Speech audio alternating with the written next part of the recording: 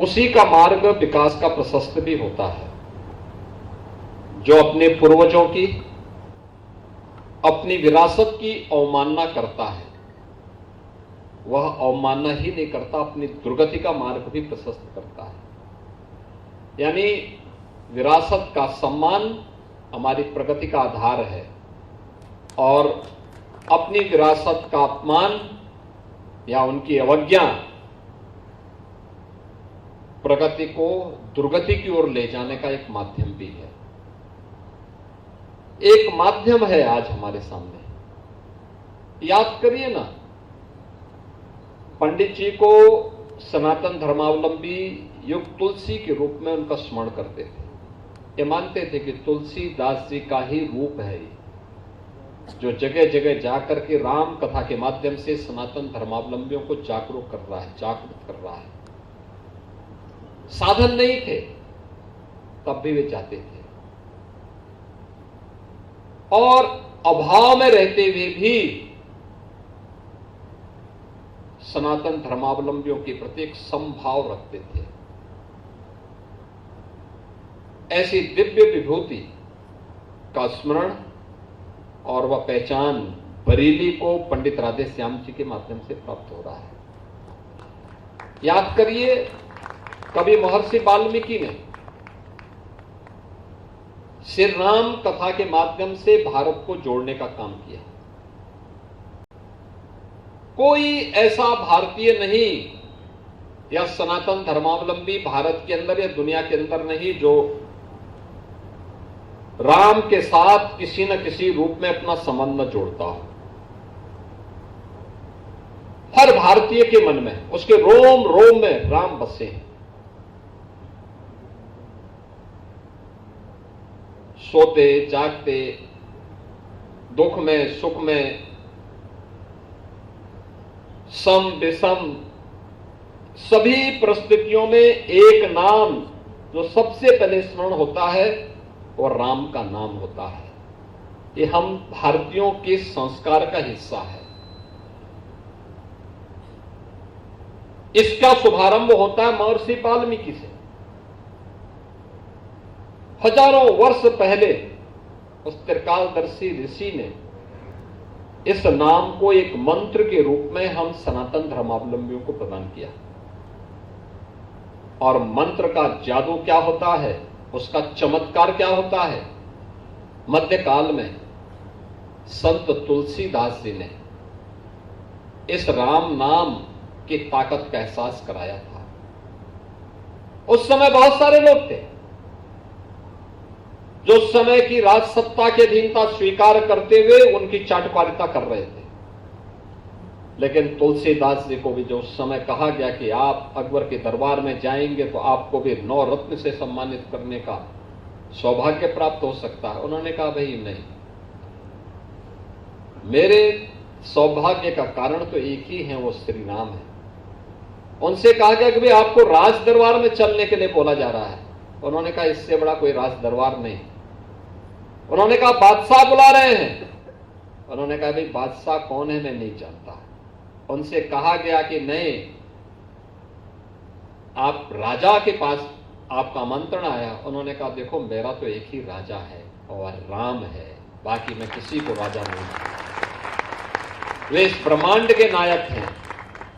और रामलीलाओं का शुभारंभ उस समय संत तुलसीदास जी ने भारत के अंदर समाज की जन चेतना को जागरूक करने के लिए प्रारंभ किया। सरल भाषा में रामचरित्र मानस देकर के समाज को अवगत कराया। आप याद करिए ना, इतने वर्ष पहले मध्यकाल में जो कार्य संत तुलसीदास जी कर रहे हैं, त्रेता में जो काम महर्षि वाल्मीकि कर रहे हैं, वही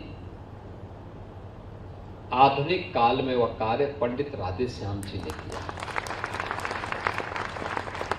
वही कार्य हम लोग बचपन में थे, राधे श्याम रामायण की चौपाई, रामायण की संवाद रामलीलाओं के मंचन का आधार बनते थे। गांव गांव में सरकार की सुविधा नहीं थी, कोई साधन नहीं थे, कोई व्यवस्था नहीं थी।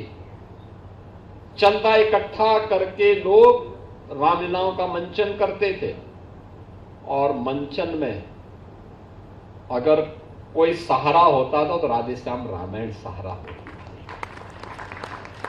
मेरे सामने जब पंडित जी की पौत्री श्रीमती शारदा भार्गव जी मिलने के लिए आए, मुझे बहुत अच्छा लगा, और मैंने उनसे कहा था, मैंने कहा मेरी इच्छा है कि पंडित जी के श्री चरणों में नमन करूं, क्योंकि इस महापुरुष का बहुत बड़ा योगदान है सनातन धर्म के प्रति। ये सनातन धर्म भारत की आत्मा है। सनातन धर्म के बगैर भारत अधूरा है। भारत भारत नहीं रह पाएगा, और इसलिए भारत की इस आत्मा को जिन भी महापुरुषों ने मजबूती प्रदान की है, उनके प्रति कृतज्ञता ज्ञापित करना हम सबका दायित्व है। उनके सामने नमन करना है हमारा दायित्व बनता है। और मैं भी चाहता हूं कि पंडित जी की स्मृति में कुछ होना चाहिए। उन्होंने जो सोचा था उससे बढ़कर के हुआ है, और मैं मानता हूं आगे उससे भी बढ़कर के होगा। मैंने तब भी कहा था कि पंडित जी की स्मृतियों को, उनके साहित्य को सजोने की आवश्यकता है आने वाली पीढ़ी के लिए। देखिए, प्रभु की कृपा क्या होती है, यही तो है राम नाम की महिमा। जो राम के संपर्क में आया, उनकी भक्ति जिसने अंगीकार की, वह जटायु हो, हनुमान जी हो, जिसने भी राम की कृपा प्राप्त की उसका उद्धार हो गया। आप सोचो ना, हमारे यहां आज भी गांवों में हनुमान जी को तो हमने अष्ट सिद्धि नौ निधि के दाता के रूप में स्वीकार किया। उन्हें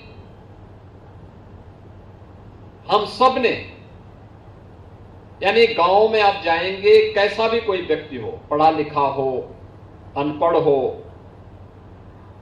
गांव का व्यक्ति किसी भी श्रेणी का हो, उसे कुछ आता हो ना आता हो, लेकिन हनुमान चालीसा याद जरूर होगी। यह हनुमान जी की महिमा है, ये राम की कृपा है, प्रभु की कृपा है। हनुमान जी हम सबके लिए पूज्य हो गए। गांव में अगर कोई बंदर मर गया, लोग कितना सम्मान के साथ अंतिम संस्कार करते हैं, क्योंकि बंदर जाति का हम मानव जाति पर एक बड़ा उपकार है। जब कोई भगवान राम के साथ में नहीं था, तब सुग्रीव आए थे, अंगद आए थे, हनुमान जी आए थे। रामायण का पहला बलिदानी जटायु गिद्ध के रूप में, हमने भगवान विष्णु की सवारी के रूप में उसको स्वीकारा। और आप देखते होंगे दुनिया के अंदर तमाम देश ऐसे हैं जिन देशों ने अपने यहां की सवारी गिद्धराज जटायु को बनाया है, विष्णु की सवारी के रूप में। ये कृतज्ञता है, सनातन संस्कृति की कृतज्ञता का यह भाव। लेकिन जिसने भी राम के साथ बैर लिया, वह दुर्गति का आधार बना। आप त्रेता युग में देखिए, आधुनिक युग में देखिए,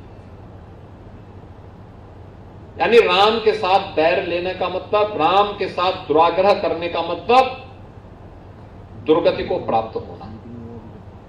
और बहनों और भाइयों, यही तो राम नाम की महत्ता है, और उस महत्ता को हम सबको अवगत कराया पंडित राधेश्याम जी ने।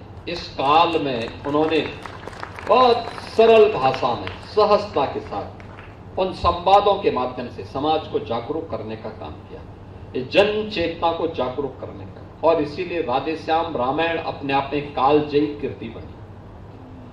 घर घर में लोग रखे जाने लगे, कथा वाचन का माध्यम बनने लग गए। सहजता के साथ कथा वाचन करना है तो व्यावहारिक रूप में हिंदी का कोई एक ग्रंथ कथावाचक के रूप में सामने आया, क्योंकि रामचरितमानस अवधी भाषा में थी, लेकिन उससे भी सरल भाषा में, लोक व्यवहार की भाषा क्या हो सकती है, वो भाषा पंडित राधेश्याम रामायण के रूप में हम सबके सामने है।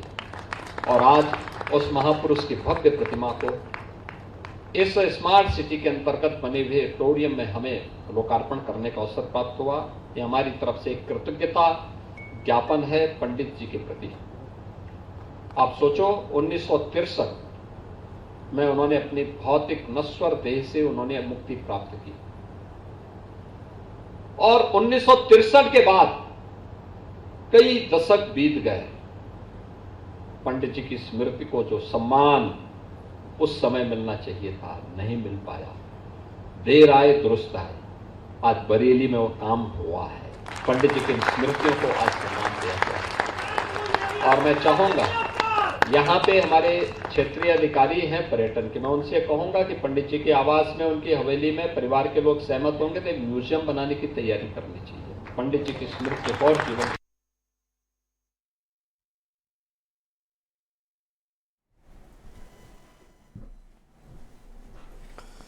तो सीएम योगी आदित्यनाथ देखिए बरेली पहुंचे हुए हैं और सीएम योगी आदित्यनाथ वहां पर संबोधित करते हुए